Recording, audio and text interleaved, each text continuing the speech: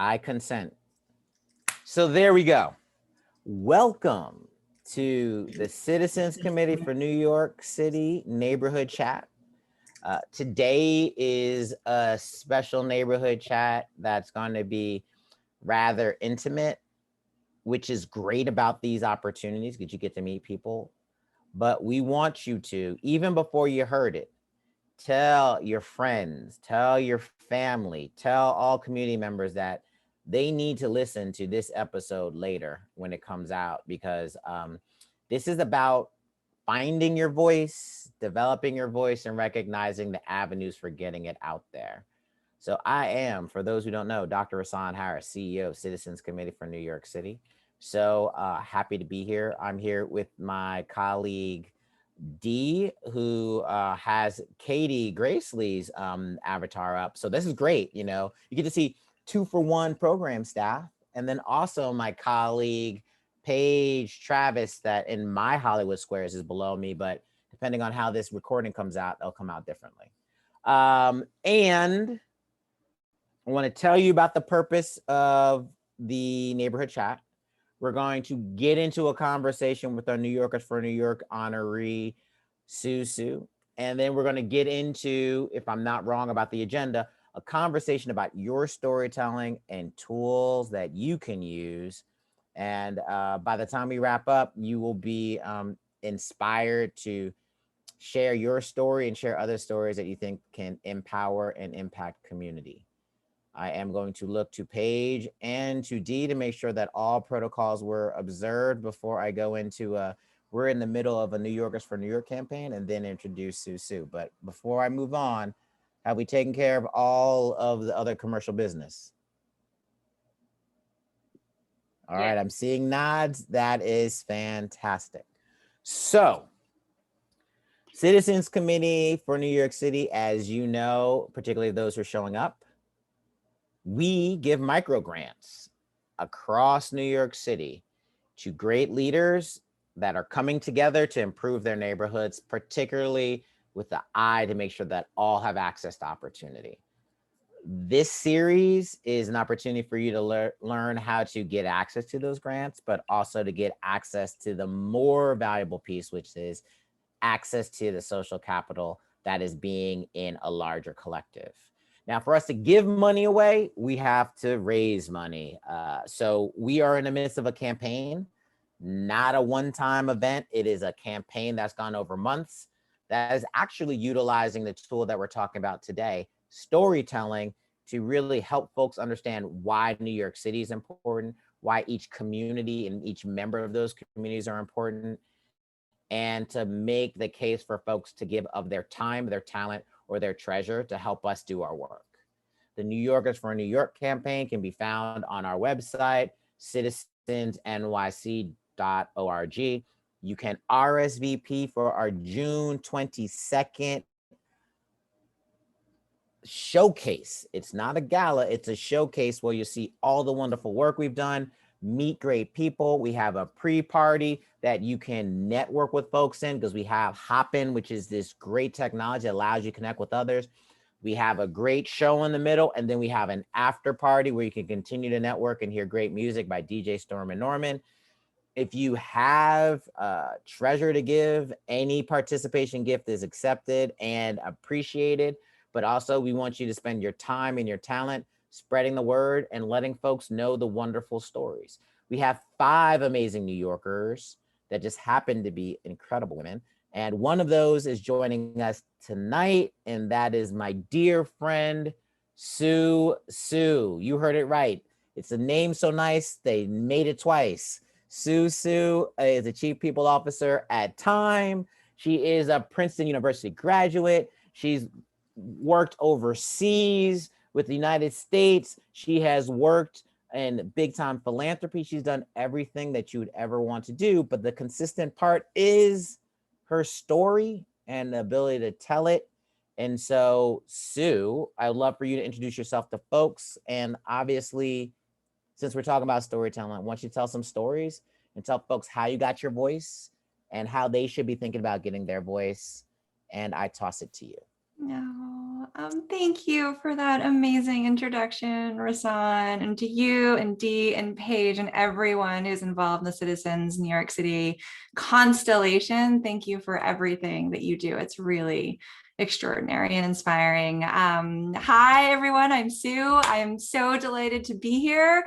As Rasan mentioned, I'm currently at Time, the 98-year-old startup media organization that I'm really honored to be a part of. And before that was serving in US government with the US State Department and the Pentagon, working on warm and fuzzy things like nuclear nonproliferation and things like that.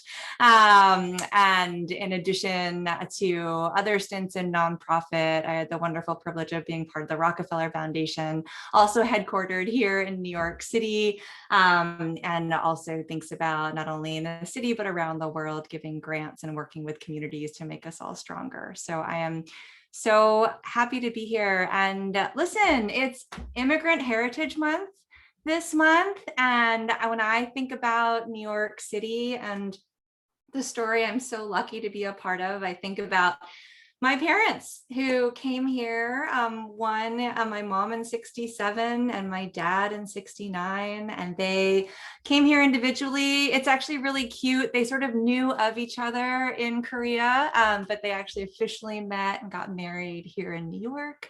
They were introduced, all that good stuff. Lots of fun date stories. They probably don't want me to tell you, so we'll skip over that part unless Rasan makes me go back. And a couple of things. I'll tell two stories off the bat when I think about, why I do what I do today, and the energy I bring to that work. And they both happen to revolve around my dad.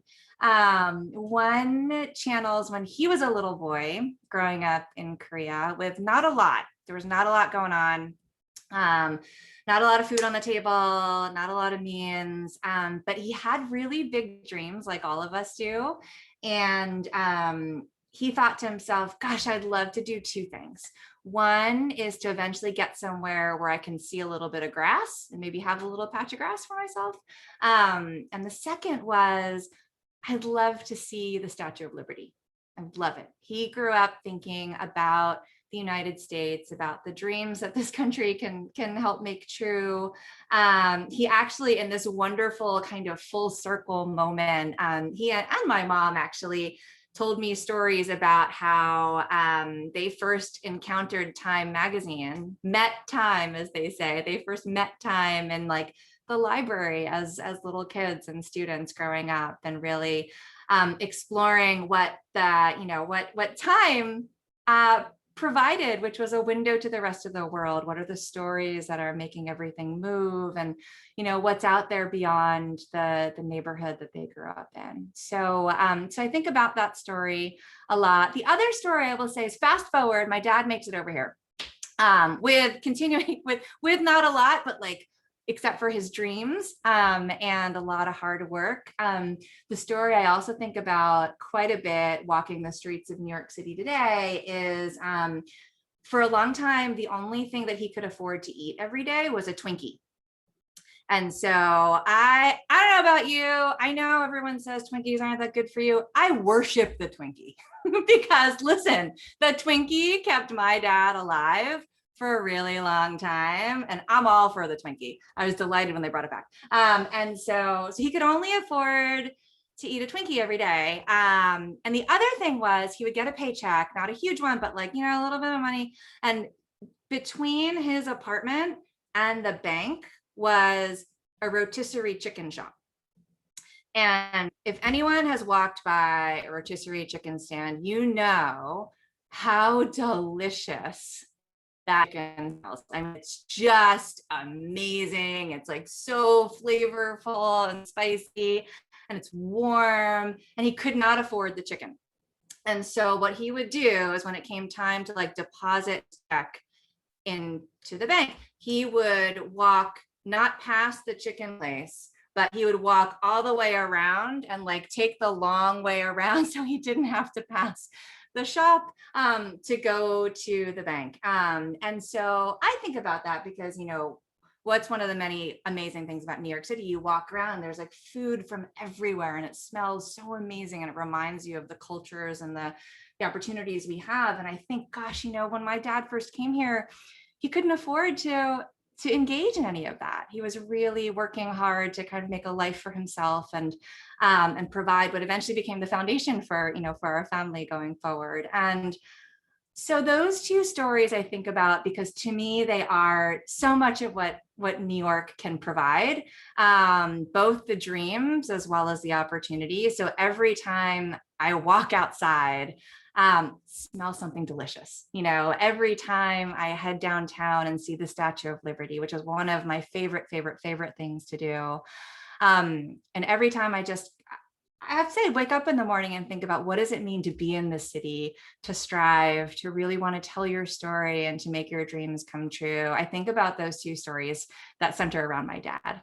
And I think, all right, I'm going to do everything I can to not only be in a place where I can support other people's stories and also hopefully you know, live my life in a way that carries forward the integrity that he took to take his steps forward and build his life for himself and his family. And so those are two little stories that remind me of the city that I love so much. And I will just say that being at Time Now in a place where our mission is to shine a light on the stories and storytellers who move the world, you know, and we ask ourselves every single day, do we have the courage to do that? Are we being as inclusive as possible? Are we finding those stories? Are we lifting them up? Are we giving voice to what the world needs to hear and to what our communities need to hear? To be in that position and to help support that in even a small way is really a dream come true. And so so those are some of the things that I think about every day. Amazing. I think that's great. So here's my little commercial. If you'd like to ask Sue a question, put it in the chat for sure. If time allows, I will ask you to ask it live. Otherwise, we'll try to put it into the conversation. Also, we put out the directive in the chat. Say hi to everyone so that you're seen. Invisibility might be comfortable, but invisibility doesn't, number one, honor who you are. Be visible so folks can see you and celebrate you. But number two, invisibility does not push agendas forward. Something about status quo is like what was default stays in power. When you kind of disrupt the status quo by entering in different ideas and different personalities and different perspectives, it might be a little bit uncomfortable, but you have a chance to influence where the status quo is to be something different that can also potentially honor you. So that's a long, convoluted way of saying, speak up, get a voice. Don't be shy. You're not doing anybody else a favor by being shy. So thank you for that. I wanted to say a couple of things. We're going to pivot to a point of specific tools and communication, but something really struck me about your story, and you can treat this in any way that you want to. You're the optimist. We are honoring you as the optimist. Your optimist story of, you know, as a New Yorker in New York City is so appreciated and needed. And optimism is not necessarily in denial of challenges and struggle. Yeah. Optimism is the belief that things can get better if you stay grounded in yourself and your larger beliefs in community and the universe.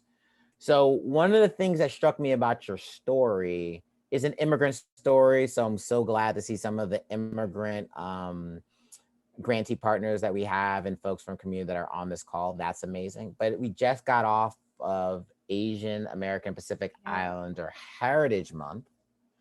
And your story had this imagery of Twinkie, right?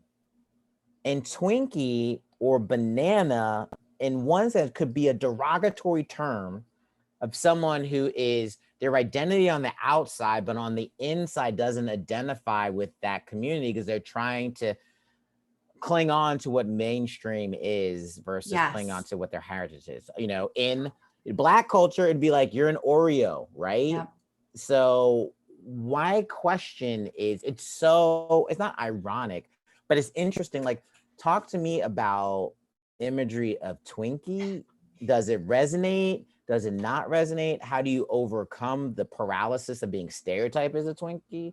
Or Totally. like, you don't see it at all? Like, how does that factor into your optimism and your immigrant, Asian American Pacific Islander success story here in the United States? No, it's so interesting about the imagery, isn't it? I have to say, on the very specific Twinkie question, which I'm always happy to engage in very specific Twinkie questions, because I grew up from like a very young age hearing that story from my dad. It never actually equated to me to be something negative, which I'm grateful for, because listen, like that imagery, like that's out there. I want to know, but I want to interject that shows you the power of supporting somebody Totally. with a counter narrative, right? Yes. Yes. Yeah. I So felt like yeah, no one was like placing that Twinkie narrative on me. Like my family, like we own that Twinkie story.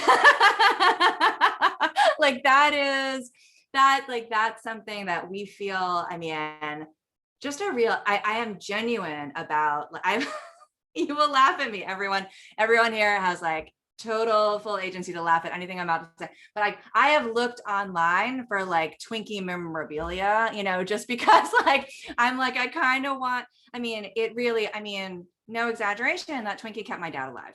Right. And so to me, it was a source of like joy, agency, creation, everything else. So that's the very specific answer to like the Twinkie story. I feel like I cut you off though, Rasan. Sorry, go ahead. no, that was amazing. Like, literally, hashtag own the narrative, Yeah. right? If Yeah. someone wants to talk about, oh my gosh, you're so dark skinned, like, celebrate everything dark skinned, like, embrace it, don't run Totally. away from it. And then if someone's trying to say something that makes you feel denigrated by it, like, you can have to be a source of pride, because like the world that you construct in it, obviously you can't control the rest of the world, but if you can kind of control the way you feel about yourself, Yeah. it can make such a huge difference. Yeah.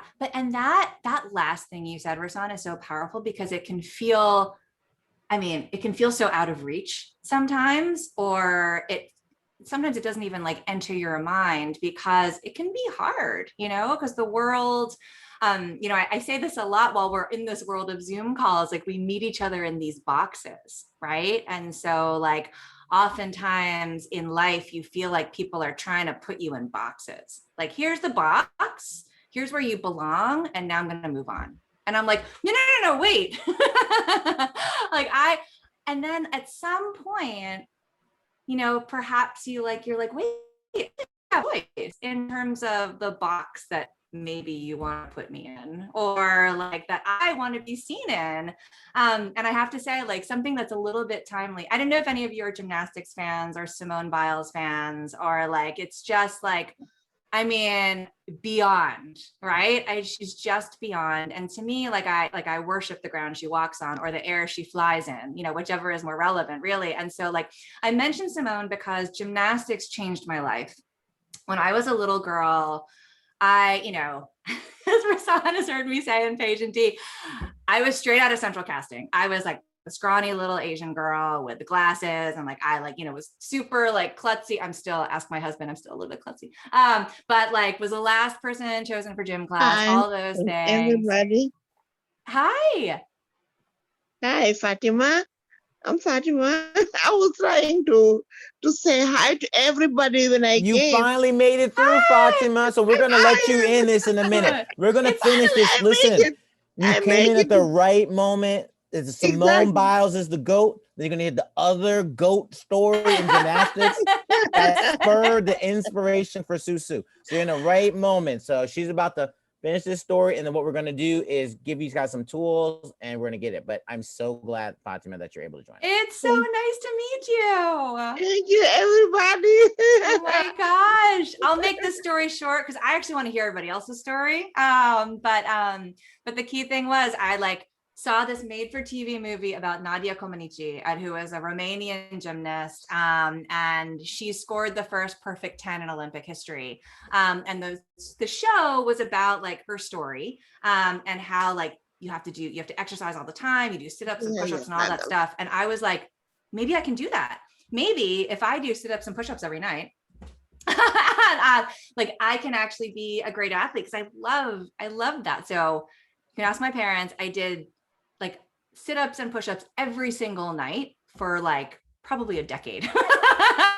And like did all of those things and really threw myself into sports. And the reason I mentioned that is I was just like, I don't know what goes into like an 8-year-old or 9-year-old girl's head, but I was like, I am done with people deciding that I can or can't do something. I'm going to take some agency and like, try to do something. And my outlet was sports, because people kept telling me I couldn't do it.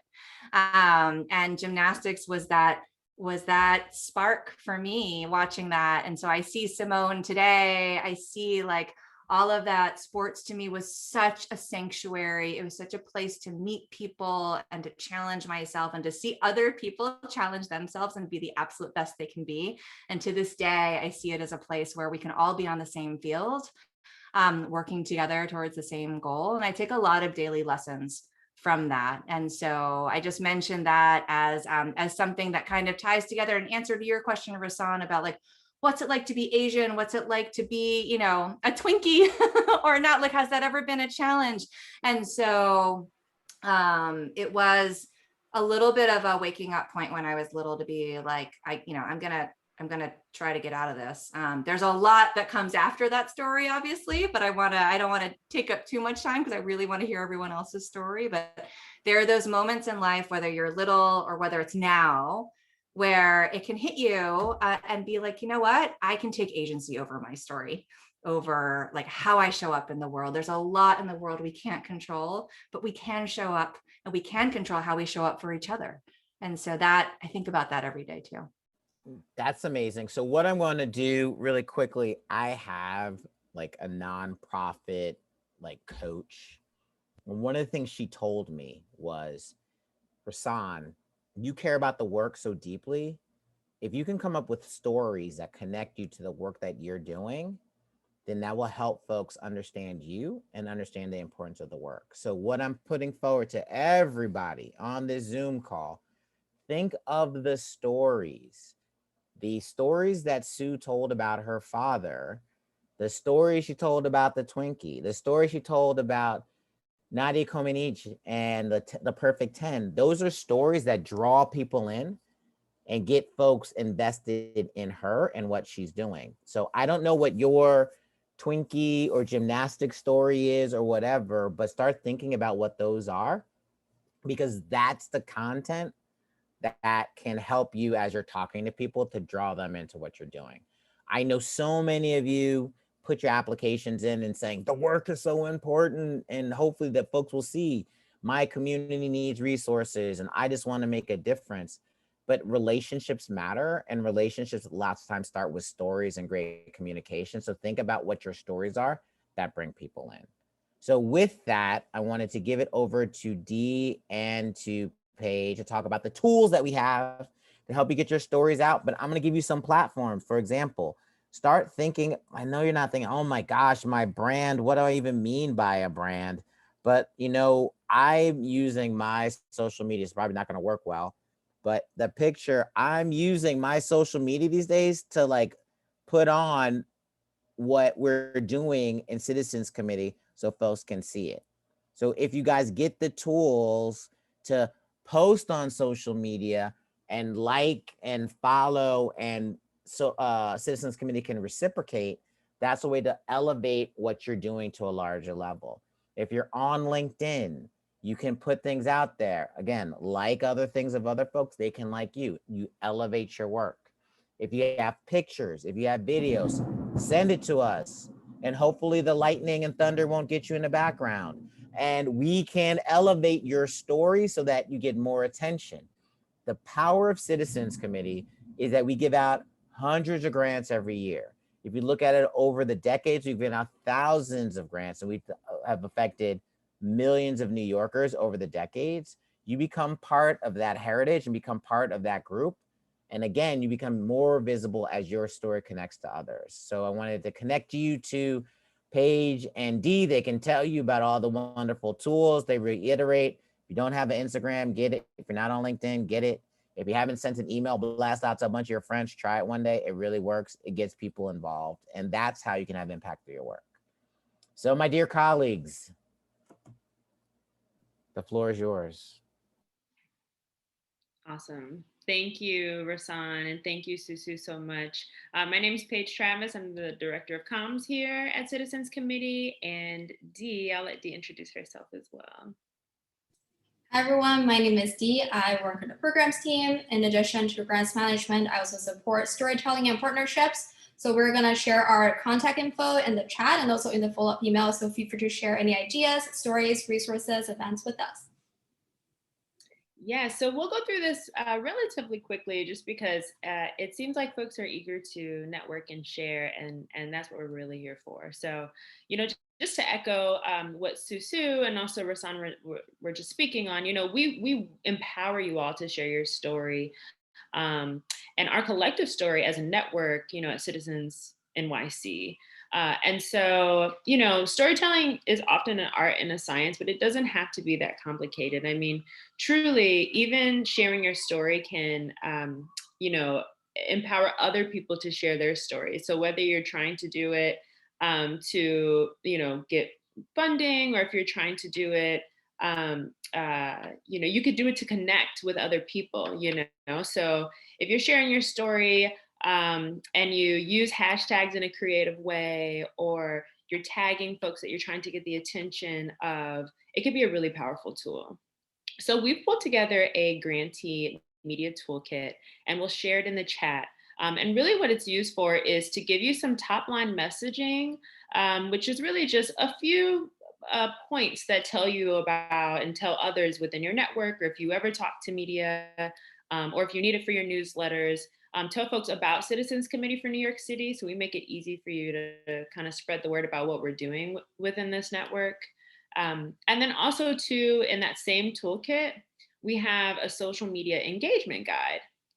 And the reason why we pulled this together is because we know sometimes you get busy. And so we have social media copy, like examples already written out. This is on Google Docs, so it's easy for you to just copy and paste.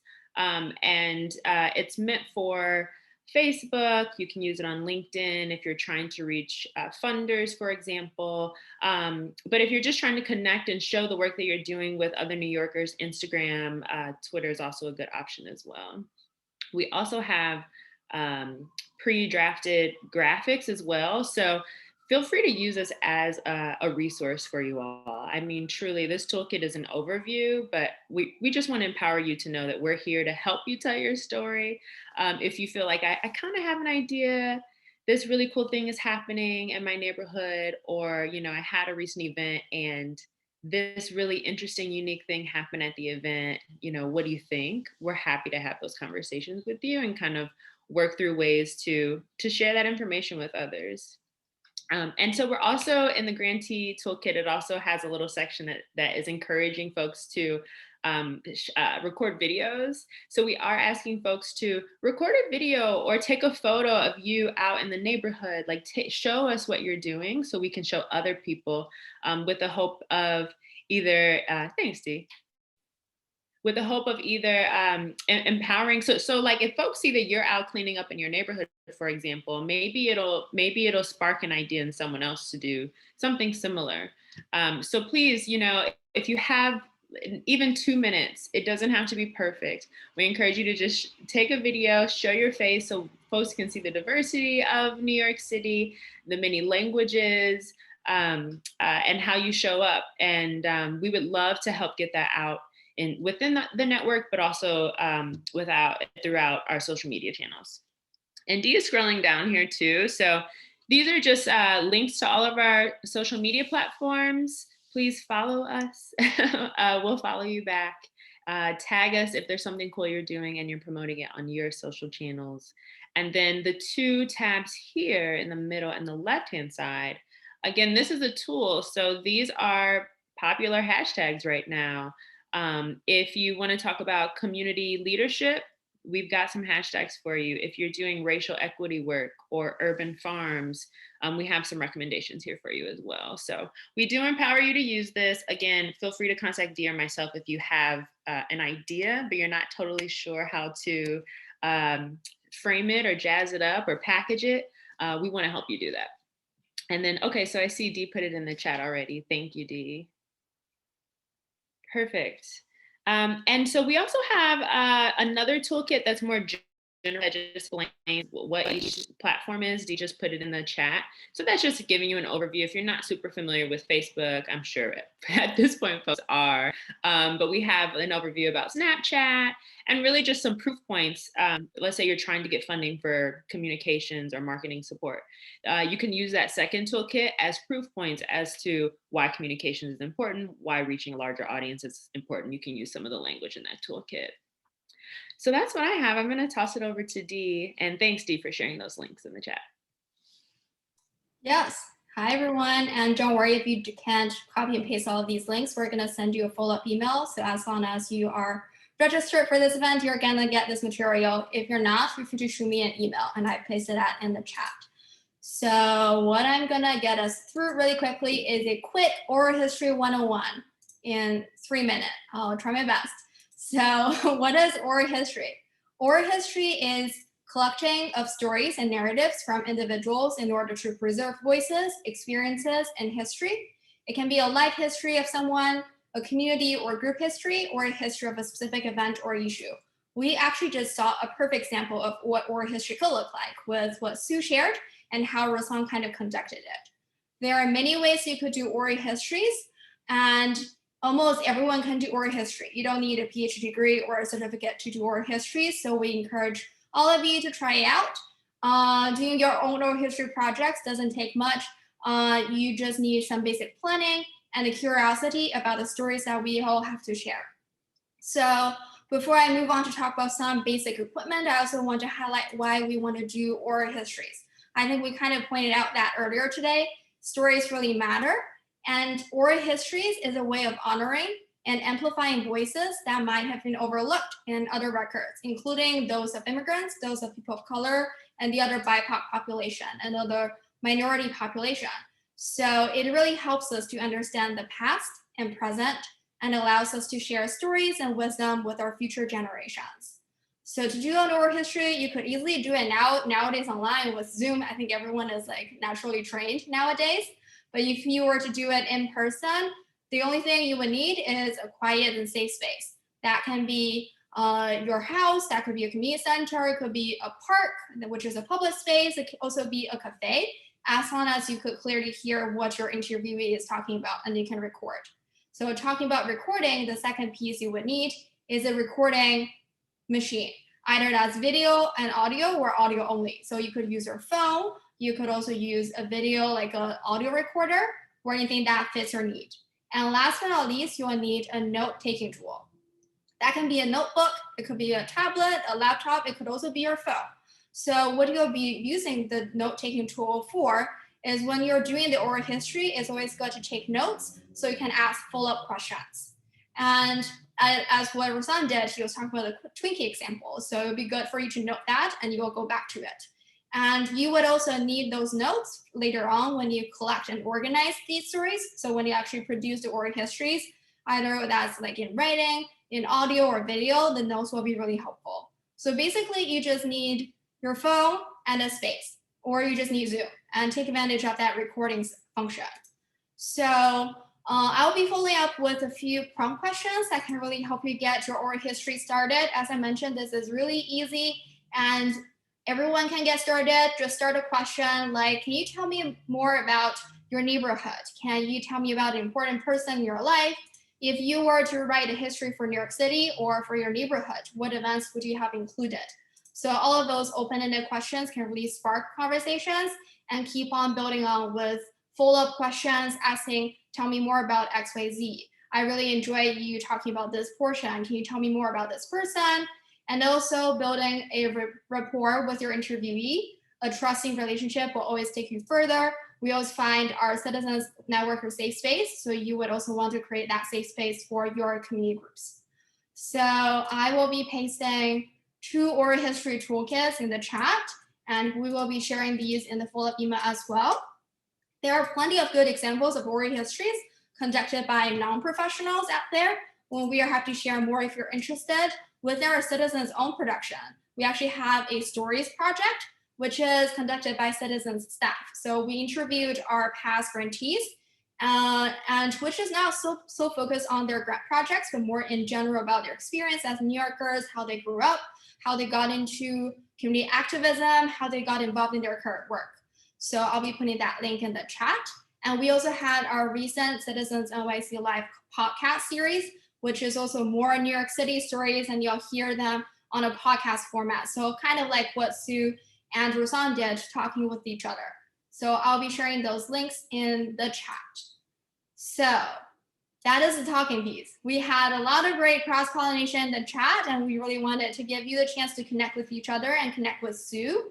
So I would hope that now, since we have kind of a small but intimate good amount of people in this room, could we have everyone just go around, introduce yourself, including your name, your neighborhood and borough, and the group or any affiliation you have, and 2 to 4 sentences about the work that you are doing. So I will pause here. So everyone, please feel free to unmute yourself or raise your hand if you're interested in sharing your story.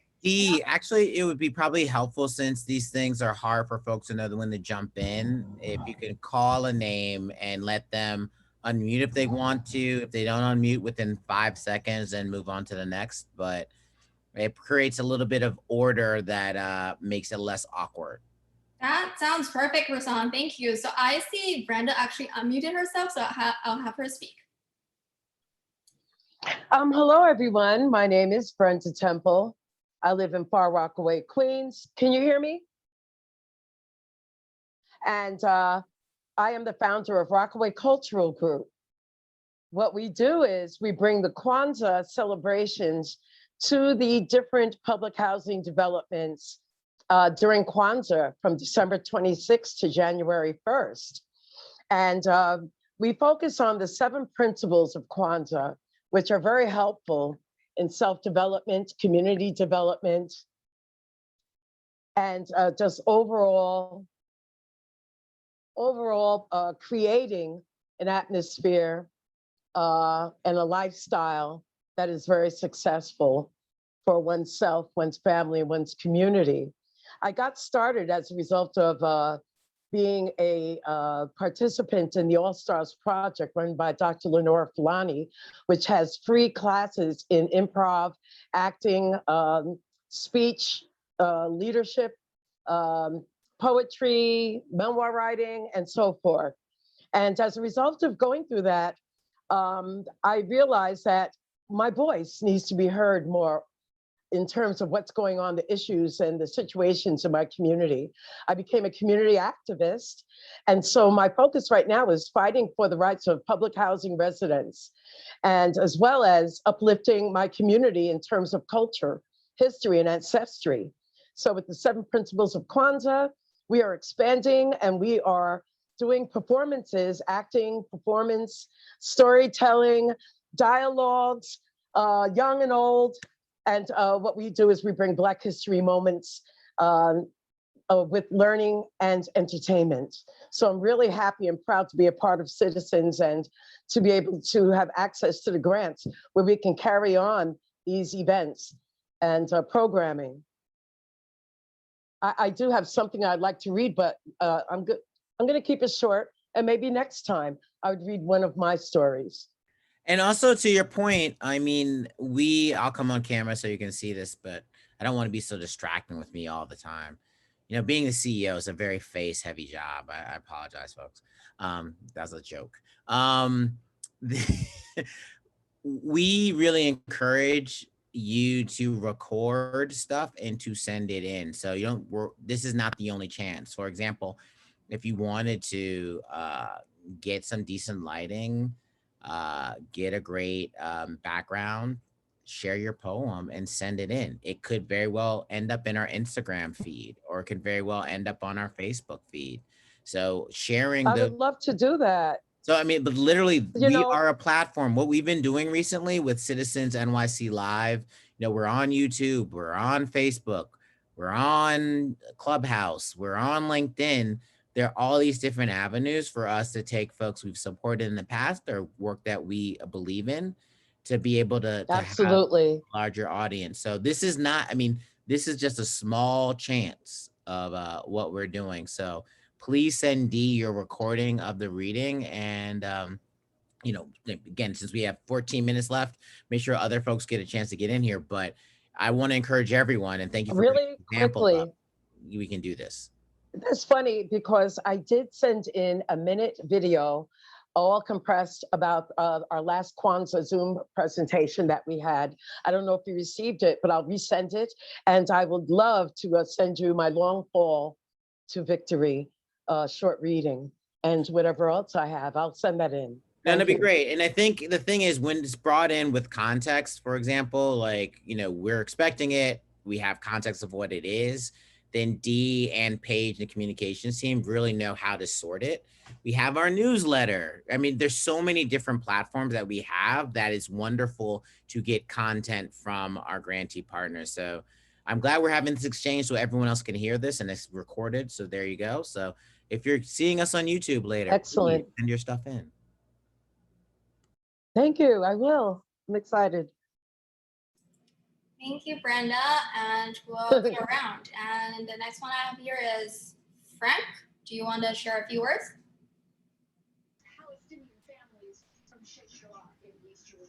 I call a name, or everyone can just introduce themselves? I believe I have my name. Yes. Do you want to good share? Yeah. Yes. Good afternoon, everyone. I'm Frank Kaboy, the founder of Betel Amniri.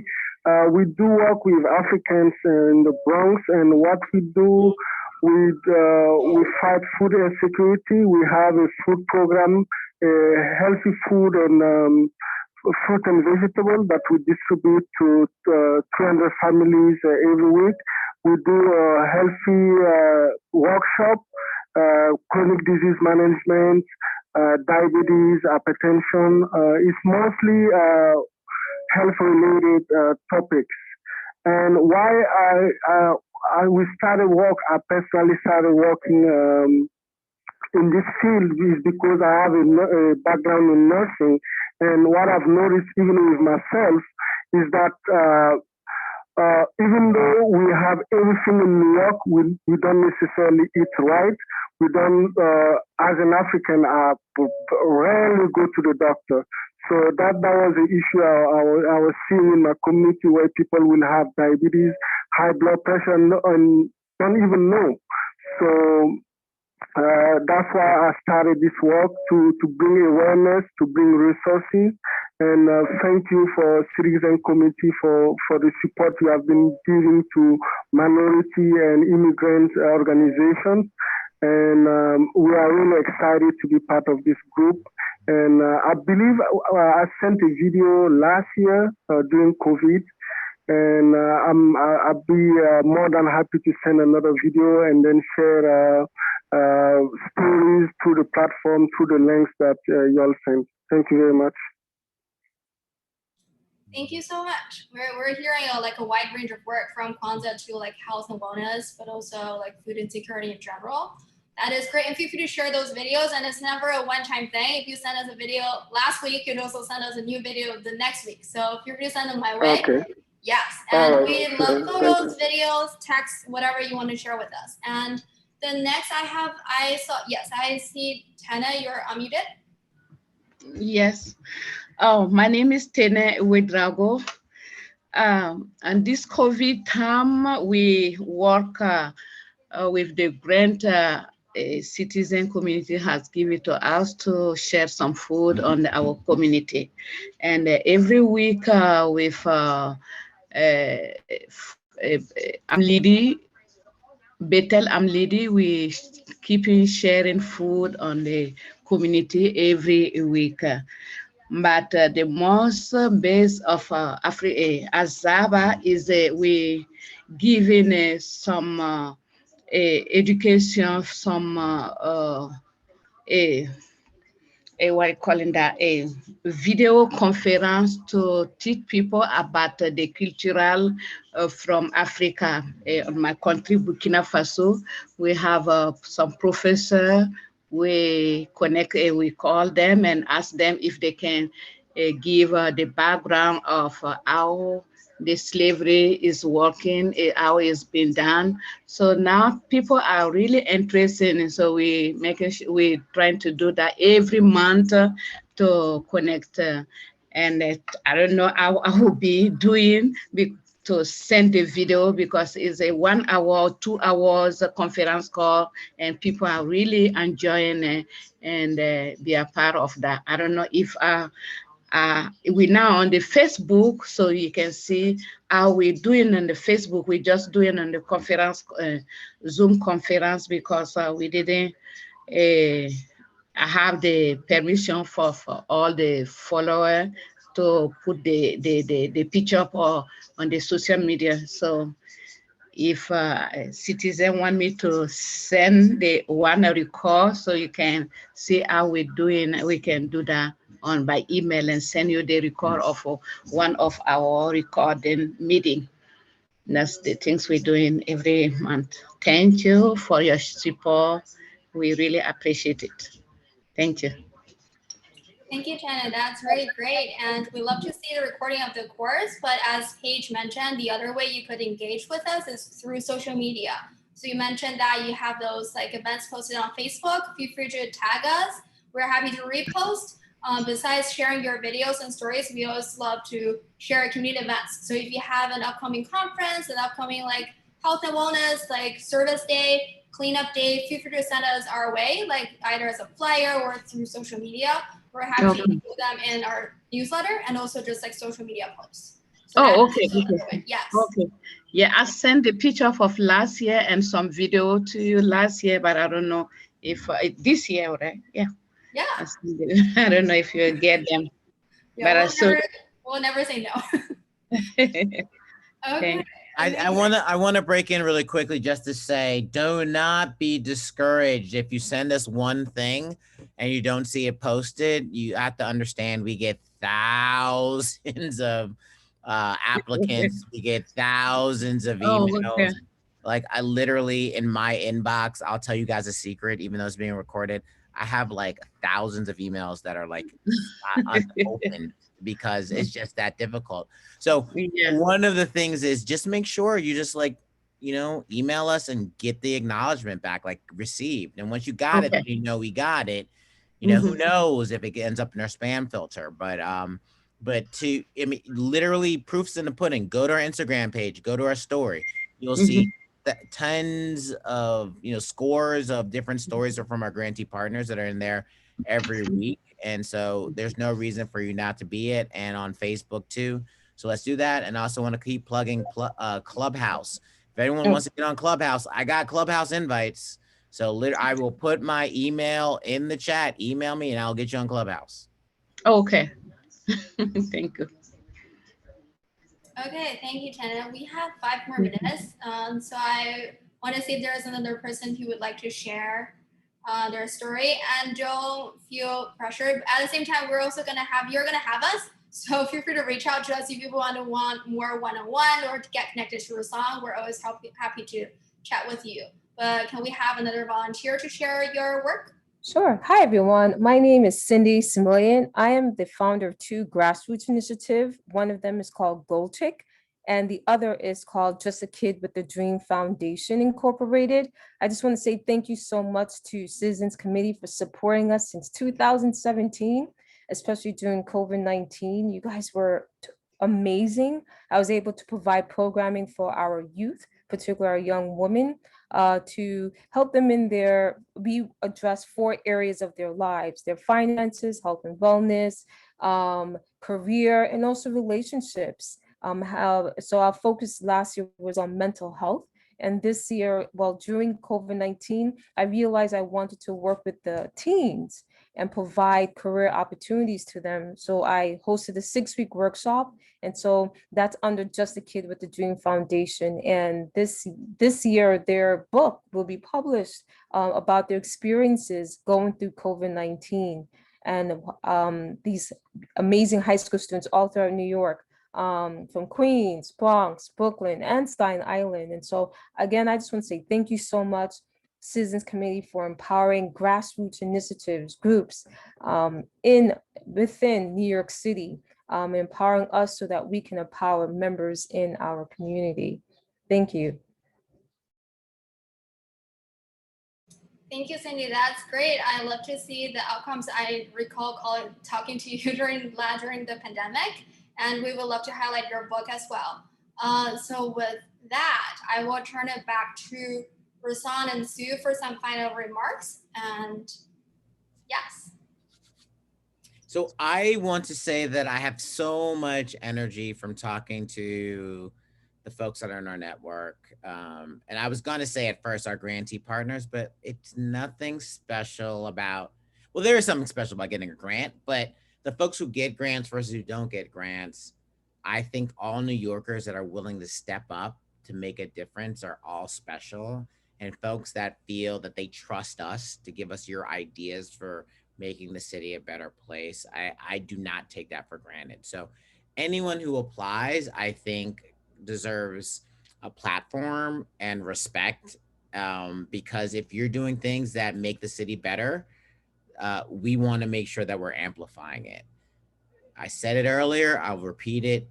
Yes, our grants, we have money, but the social capital, being in a community like this, is the biggest reward, because when you have social capital, that gives you access to all types of resources, and not just one-off opportunity, but for multiple opportunities that come down the road. So stay in conversation, send Dee and Paige updates on what you're doing.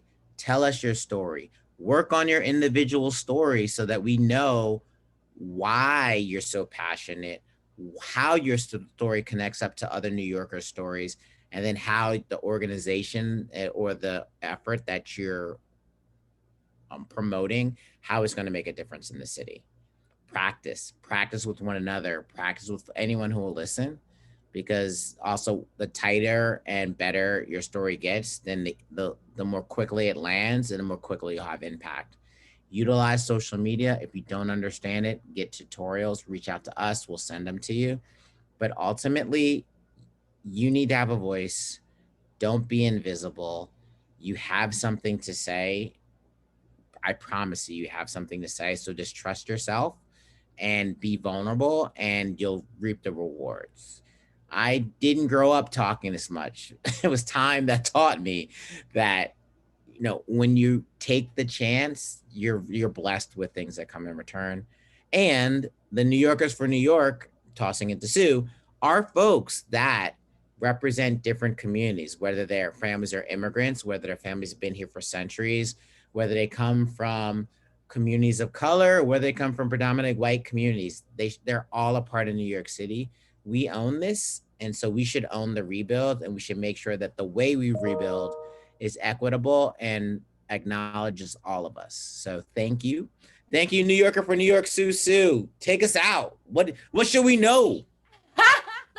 We should know that it's all you, I mean, each of you here, like everything that responds. I'm so moved by the stories I just heard about the work that you do. And I think the two quick things I'll say is, one, exactly what Rasan said, and that it can be scary, a little bit vulnerable to tell your own story, but once you release it to the universe, it's astonishing the community that embraces you in that. And that leads to my second point. It is all about community. I mean, it can feel sometimes like you're on your own or you're in competition with others, but it is, we are strength in numbers. We are strength in coming together and aligning our values and the difference we want to make in the world. And I'm so honored to have met all of you tonight. I'm blown away by the work that Citizens Committee does to help the city grow and thrive and be better than all of the dreams put together. So I celebrate all of you, and I'm here for you. Thank you so much. So that's the official benediction. Go in peace, go in love. I want to see you on June 22nd. I want to see you in 2 spaces. I want to see you at the polls, and I also want to see you at our showcase. See us online. It's in the chat. If you don't know what I'm talking about, citizensnyc.org. Boom, RSVP. We'll see you there. Thank you. You guys are wonderful, beautiful. Keep doing what you're doing. Thank you, everyone. Amazing. Keep it up. Thank you. Thank you. Thank you so much. Appreciate it. Thank you. You're amazing. Wow. Totally amazing. Thanks. Oh my gosh, really. Thank you, Dee. Thank you, Paige, so much. Thank you. You are both amazing, honestly. Okay, Citizens okay. Committee. Bye, everyone. Bye.